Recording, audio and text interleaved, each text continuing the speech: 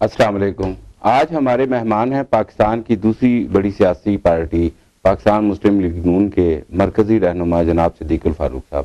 السلام علیکم صدیق الفاروق صاحب. وعلیکم السلام. صدیق الفاروق صاحب، آپ کیا سمجھتے ہیں کہ پاکستان پیپلز پارٹی اس جمہوری عمل کو چلانے میں کامیاب ہوئی ہے؟ بسم اللہ الرحمن الرحیم.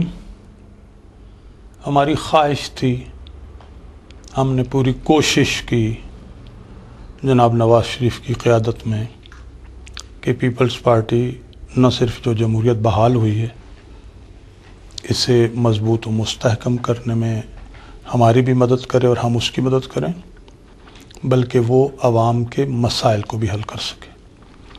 لیکن ہمیں نہایت افسوس سے یہ کہنا پڑتا ہے کہ جو طاقت عوام نے ووٹ کے ذریعے اور پارلیمنٹ کے ذریعے پیپلز پارٹی کو دی، پیپلز پارٹی یوں نظر آتا ہے کہ اس طاقت کو بجائے پارلیمنٹ کو مضبوط کرنے کے، گڈ گورننس دینے کے، انہوں نے ذاتی مفادات کو سامنے رکھا ہے. جمہوری عمل جو ہے وہ لڑکھڑا رہا ہے. اس کا یہ مطلب نہیں ہے اگر کوئی یہ لے کے چلا نہیں سکے تو خدا نخواستہ کوئی یہاں غیر جمہوری جو اقدام ہے اس کے لیے کوئی راستہ ہموار ہو یا ہم اس کو سپورٹ کریں. غیر جمہوری نظاموں نے تو ملک کو توڑ دیا. غیر جمہوری مارشل لاؤں نے تو اس ملک کے دریا بیچ دیے. مارشل لا ایڈمنسٹریٹروں نے تو اس ملک سے سیاچن گلیشر جو ہے وہ چلا گیا. مارشل لا ایڈمنسٹریٹروں نے تو اس ملک میں غیر ملکی فوجی اڈے بنائے اور ڈرون اٹیکس ہو رہے ہیں اور یہ ساری. لیکن بہتر یہ ہوتا کہ یہ پارٹی اس جمہوری نظام کو مضبوط و مستحکم کرتی، اس کے تسلسل کو یقینی بناتی اور ساتھ ہی ساتھ عوام کے مسائل حل ہوتے. لیکن آپ نے میرے سوال کا جواب نہیں دیا کہ کیا پیپلز پارٹی یس اور نو میں آپ آنسر دیں کہ کیا پیپلز پارٹی اس جمہوری عمل کو صحیح طریقے سے چلا سکی ہے یا نہیں؟ صحیح طریقے سے تو نہیں چلا سکی، میں نے یہی کہا ہے. تو آپ نے ہمیشہ ملکی مفادات کو سامنے رکھ کر سیاست کرنے کی بات کی ہے. تو آپ مجھے بتائیں کہ ملکی مفادات کی خاطر اگر پاکستان مسلم لیگ نون اور پاکستان مسلم لیگ کاف مل کر اگر آپس میں چلتے تو یہ بہتر طریقے سے معاملات نہیں چلتے. وہ آپ نے کیا اپنی ذاتی ہے نا کی خاطر اس کے ساتھ اتحاد نہیں کر سکے آپ پاکستان مسلم لیگ کاف کے ساتھ؟ اگر ذاتی انا ہوتی تو ہم پیپلز پارٹی کے ساتھ ہی اتحاد نہ کرتے. بات ذاتی انا کی نہیں ہے، بات ہے اصولوں کی. لیکن ملکی مفادات میں یہ بہتر نہیں تھا کہ آپ ایک میجورٹی کی صورت میں سامنے آتے اور ملک کے معاملات بہتر طریقے سے چلا سکتے تھے؟ لیکن یہ آپ کا خیال ہے نا کہ ملکی مفاد آپ کے نزدیک یوں ہوتا کہ ہم مسلم لیگ کاف کو ساتھ ملا لیتے. وہ کاف جن پر گندم کے اسکینڈل ہیں، وہ کاف کی لیڈرشپ جنہوں نے گھپلے کیے ہوئے ہیں. لیکن مسلم لیگ نون پر بھی کافی اسکینڈلز ہیں، پاکستان پیپلز پارٹی پر بھی کافی اسکینڈلز ہیں. اگر آپ مجھے سوال کا جواب دینے دے تو پھر بات بنے گی نا. یہ کاف لیگ تو ابھی ان لوگوں نے، وہ لوگ ہیں جنہوں نے کہا ہم پرویز مشرف کو 10 دفعہ وردی میں منتخب کروائیں گے.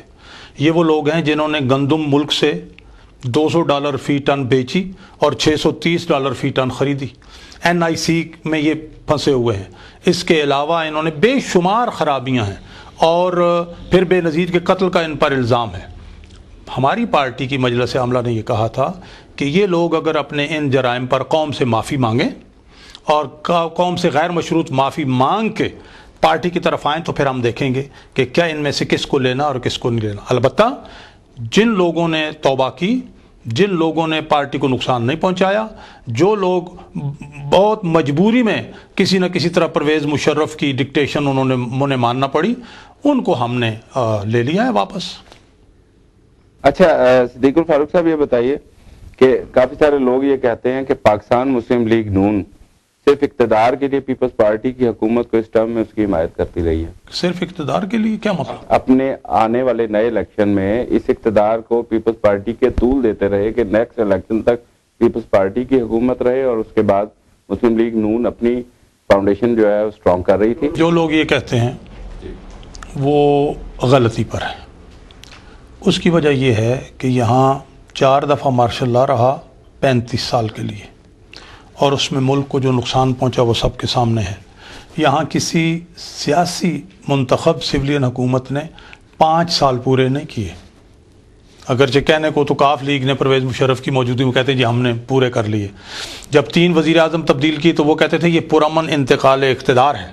لیکن حقیقت یہ ہے کہ یہاں کسی منتخب سیاسی حکومت ہے، وہ محمد خان جنیجو کی ہو، وہ نواز شریف صاحب کی 2 دفعہ کی ہو، بے نظیر کی 2 دفعہ کی ہو، وہ نہیں ہوئی۔ اس لیے ہم یہ چاہتے، کل تک تو ہم یہ چاہتے تھے کہ یہ حکومت 5 سال پورے کر لے، لیکن ہم نے یہ محسوس کیا ہے کہ اب آ کے جس طرح سے انہوں نے ثانیہ ایبٹ آباد پر جو قومی کمیشن ہے، جو غیر جانبدار کمیشن جس کی پارلیمنٹ نے اتفاق رائے سے منظوری دی، لیکن اس قسم کے ایشوز پہ آپ پہلے فرینڈلی اپوزیشن تھے، اب یکدم آپ نہیں، مجھے اس سوال کا جواب نہیں دینے دے جو میں کہہ رہا تھا۔ جی آپ بولیں۔ تو میں یہ کہہ رہا تھا کہ انہوں نے جس طرح سے آ کے اب پارلیمنٹ کے اختیار کو اور پارلیمنٹ کو ہی انہوں نے کمپرومائز کرنے کی کوشش کی ہے، اس کے بعد اب ہم اس نتیجے پر پہنچے ہیں کہ یہ لوگ اس ملک کی خدمت نہیں کر رہے، یہ لوگ جمہوریت کی خدمت نہیں کر رہے، یہ لوگ اس پارلیمنٹ کو مضبوط اور ساورن نہیں بنانا چاہتے، لہٰذا اب ان کے خلاف ایک بھرپور جد و جہد کرنی چاہیے۔ یہ کسی لانگ مارچ کی صورت میں سامنے آئے گی؟ نہیں، اب جد و جہد کے لانگ مارچ بھی ہو سکتا ہے، شارٹ مارچ بھی ہو سکتا ہے، مطلب ہے کہ نتیجہ خیز جد و جہد کرنی چاہیے۔ ہم کوئی قتل و غارت گری اور خون خرابے کی بات نہیں کر رہے، جمہوری جد و جہد کی بات کر رہے ہیں۔ لیکن صدیق الفاروق صاحب، دیکھا گیا ہے کہ پاکستان مسلم لیگ نون ہمیشہ بیانات کی حد تک تو مذمت کرتی ہے، لیکن عملی طور پر آپ میدان میں آنے سے ڈرتے ہیں۔ کیا آپ یہ سمجھتے ہیں کہ شاید عوام آپ کا ساتھ نہ دے گی؟ یہ آپ کی آبزرویشن معذرت سے درست نہیں ہے۔ یہ ہماری آبزرویشن نہیں ہے، یہ ایک سرویز کہتے ہیں۔ جو سرویز کہتے ہیں وہ بھی سبجیکٹیو ہیں، وہ یہ کسی چینل نے سروے کر لیا، جیسے پچھلے دنوں ایک چینل سروے کر رہا تھا اور ایک خاص گروپ ہے جو وہاں ٹھکا ٹھک میسیجز بھیج رہا تھا، اس طرح کے سرویز کوئی سرویز نہیں ہوتے۔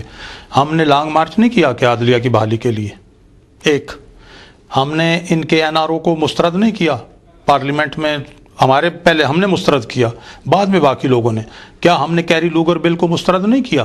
لیکن اس کے لیے آپ کا احتجاج میں آپ سے عرض کروں نا، اب ہر آدمی یہ چاہتا ہے کہ ہر کام کے لیے ہم لانگ مارچ کریں اور لانگ مارچ ہی ختم ہو جائے۔ دیکھیں، اہم ایشوز پر وقت کے ساتھ ساتھ فیصلے کرنے پڑتے ہیں۔ ہم نے یہاں دینگا بشتی، مار کٹائی، قتل و غارت گری نہیں کرنی۔ یہ لوگ جو ہیں اس وقت ان کا بیس سندھ ہے، آپ کو معلوم ہے، یہ سندھ کارڈ آئے دن کھیلتے رہتے ہیں، تو اس لیے ان لوگوں کو بجائے وقت سے پہلے نکالنے کے اقتدار سے، کیونکہ وہ عوام تو یہ کہتے ہیں، یہ بھی کہتے ہیں کہ ہمیں 5 سال کے لیے اقتدار دیا نا عوام نے، اگر یہ کوئی ضروری نہیں ہے، لیکن وہ یہ دلیل دیتے ہیں کہ دیکھیں جی ذوالفقار علی بھٹو سندھی تھا، اس کو پھانسی دے دی گئی، بے نظیر سندھی تھی، اس کو پنڈی میں قتل کر دیا گیا، اب جناب ان کے شوہر جو ہیں زرداری صاحب وہ سندھی ہیں، ان کے خلاف سازشیں ہو رہی ہیں۔ تو اس طرح سے اگر ہم واقعتاً پیپلز پارٹی کو یا زرداری صاحب کو اقتدار سے اگرچہ ان کے کرتوتوں کی وجہ سے ہی نکالتے ہیں، یہ جا کے سندھ کارڈ کھیلتے ہیں، تو ہمیں فیڈریشن کو بھی دیکھنا ہے، ہمیں اس نظام کو بھی دیکھنا ہے۔ لیکن صدیق الفاروق صاحب، آپ سندھ کارڈ کی بات کر رہے ہیں، آپ بھی تو پنجاب کا کارڈ کھیلتے ہیں۔ نہیں، اگر پنجاب میں حکومت ہونے کا مطلب پنجاب کارڈ تو نہیں ہے۔ اسی طرح سندھ میں ایم کیو ایم کی حکومت ہے۔ نہیں، آپ مہربانی کریں اور یہ بات اس طرح سے اس لیے نہ کریں کہ اسی پنجاب نے 1.5 مہینہ پہلے سندھ کو پانی کی ضرورت پڑی تو اپنے حصے کا 50% پنجاب نے دیا۔ پنجاب میں بیٹھی حکومت جو ہے اس نے نیشنل فائنانس کمیشن کو کامیاب بنانے کے لیے 12 ارب روپے کی قربانی دی پنجاب نے۔ اسی پنجاب نے جب نواز شریف صاحب یہاں تھے، تھر میں قحط پڑا 88 یا اس طرح 50,000 ٹن گندم توفتاً بھیجی۔ اسی پنجاب سے اٹھنے والا لیڈر جو ہے، جو پوری قوم کا ماشاءاللہ جو ہے پوری قومی سطح کا لیڈر ہے، نواز شریف صاحب، انہوں نے سندھ میں ڈاکو راج ختم کیا، سندھ میں جا کے جناب ہاریوں میں 16 لاکھ ایکڑ زمین مفت تقسیم کی، کراچی کو پیکج دیا۔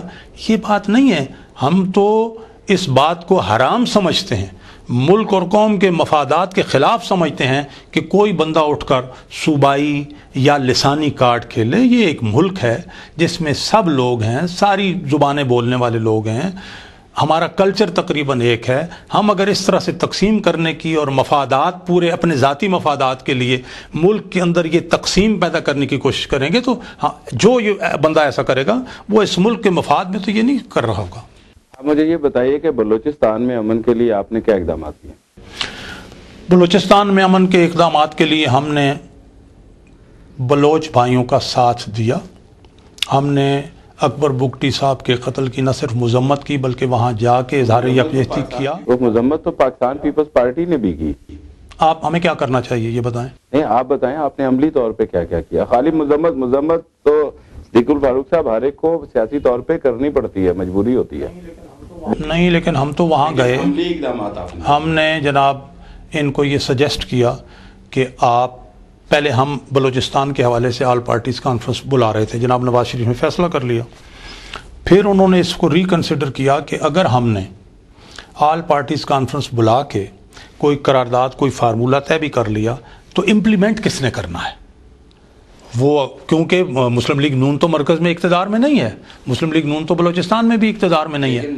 نہیں اگر میں یہ بات مکمل کر لوں, اب کیا ہے, اب یہ ہے کہ انہوں نے وزیر اعظم کو کہا کہ آپ بلا لیں. انہوں نے یہ معاملہ قومی اسمبلی میں اٹھا لیا. قومی اسمبلی میں آغاز حقوق بلوچستان ایک پیکج بنا جس میں مسلم لیگ نون نے اسے کامیاب بنانے کے لیے پورا کردار ادا کیا. اب یہ الگ بات ہے کہ اسی حکومت نے اور ان کی صوبائی حکومت نے اس پر عمل درآمد نہیں کیا. تو لیکن اس عمل درآمد نہ کرنے پہ آپ نے اپوزیشن کا کردار کیوں نہیں ادا کیا؟ آپ کا یہ خیال ہے کہ مسلم لیگ نون ہر مسئلے پہ اٹھ کے اس حکومت کو گرائے, یا جو لوگ یہ سمجھتے ہیں؟ صدیق الفاروق صاحب آپ اپوزیشن ہیں, آپ کا یہ فرض بنتا ہے کہ آپ ان تمام ایشوز کے اوپر واویلا مچائیں, اسمبلی کے اندر آپ شور مچائیں. نہیں, آپ کا واویلا, اگر آپ کا کوئی ایسا آپ یہ سمجھے پیمانہ ہے کہ اس کو واویلا کہتے ہیں, دیکھیں پارلیمنٹ میں ہر ایسا کام جو ملکی مفاد کے لیے ہو اس کے لیے لڑنا حق پر آپ کا کام ہے اپوزیشن کا. ہر وہ اقدامات جو گورنمنٹ نہ کر رہی ہو, جو ملکی مفاد میں ہو, روکے جا رہے ہو, اس کے اوپر ان حکومت کو مجبور اپوزیشن کا کام ہے. تو ہم کر رہے ہیں, کوئی پوری کوشش کر رہے ہیں. آپ فرینڈلی اپوزیشن میں رہے ہیں صدیق الفاروق صاحب. یہ آپ کی بات جو ہے یہ بالکل بے بنیاد ہے اور اس میں اس کی حقیقت نہیں ہے. اب میں سمجھتے ہیں بہت سارے سرویز یہ بتاتے ہیں کہ آگے آنے والے الیکشنز کے لیے آپ آہستہ آہستہ پیپلز پارٹی سے دور ہو کر اب اپنی جو ہے انفرادی حیثیت میں اب الیکشن لڑنا چاہتے ہیں. نہ مجھے یہ بتائیں کہ الیکشن لڑنا گناہ ہے؟ الیکشن لڑنا نہیں, مجھے اس میرے جواب دیں. اچھا, اور پھر سسٹم کو بچانا گناہ ہے؟ مارشل لا نہیں, اسٹیبلشمنٹ کے ہاتھ میں کھیلنا درست ہے؟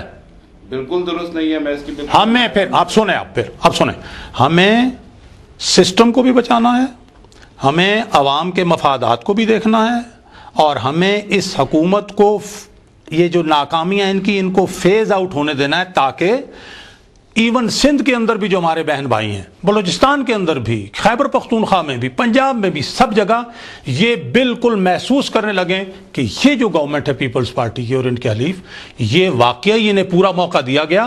انہوں نے بجائے قوم کے مسائل حل کرنے کے انہوں نے اپنی تجوریاں بھری ہیں, اور اس لیے اب ان کا کوئی دوست نہیں ہے, اور بالکل یہ اپوزیشن درست کری. لیکن اگر ہم انہیں یہ ہتھیار یا یہ موقع دے دیں کہ یہ کہیں کہ جناب علی دیکھیں یہ انہوں نے کیا کیا, اور انہیں شہید بننے کا موقع دیں, تو ناکامیوں کے باوجود, کرپشن کے باوجود, سکینڈلز کے باوجود, ملکی مفادات پر سودے بازی کے باوجود پھر ہو سکتا ہے یہ عوام کو چکر دے کے واپس آ جائیں. ہم یہ چاہتے ہیں. اچھا, آپ نے کافی دفعہ ذکر کیا ملکی مفادات کا, بتائیں. اس ملک کا مفاد یہ ہے کہ یہاں آئین اور جمہوریت پر عمل درآمد ہو اور ان کا یہاں تسلسل ہو. اس کی وجہ سے ادارے مضبوط ہوں, اور ادارے جب مضبوط ہوں تو وہ ادارے اپنا اپنا کام اپنی اپنی حدود میں کریں. یہ بنیاد ہے اس ملک کے مفادات کے تحفظ کی. اس ملک کے تمام مفادات جو مجروح ہوئے ہیں وہ بار بار کے مارشل لا کی وجہ سے ہوئے ہیں. مارشل لا ایڈمنسٹریٹرز آئے, 4 لوگوں نے پوری فوج کو یرغمال بنا لیا, 4 لوگوں, اس لیے کہ ڈسپلن ہے وہاں, چیف آف آرمی سٹاف نے حکم دیا, سب نے مان لیا.